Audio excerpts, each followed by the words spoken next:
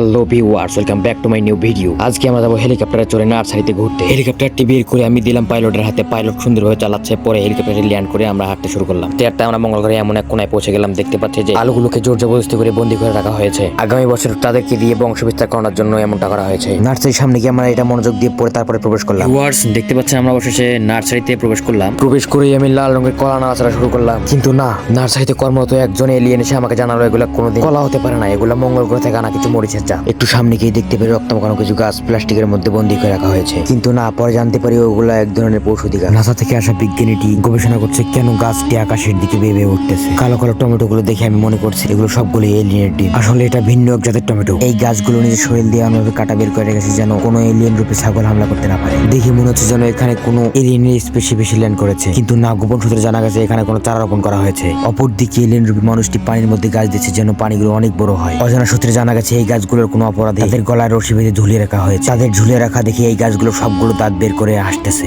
আমরা নার্সারিতে গিয়ে বেশ কিছুক্ষণ ঘোরাঘুরি করলাম এবং অনেক অভিজ্ঞতা অর্জন করলাম। ফুলের গাছের সৌন্দর্য উপভোগ করলাম। তারপর আমরা বাড়ির দিকে রওনা দিয়ে দিলাম। আজকের ভিডিও এতটুকুই। দেখা হবে নতুন কোনো ভিডিও। ততক্ষণ পর্যন্ত ভালো থাকবেন, সুস্থ থাকবেন। ভিডিওটি শেষ পর্যন্ত দেখার জন্য ধন্যবাদ। পেজটি ফলো দিতে ভুলবেন না। টাটা।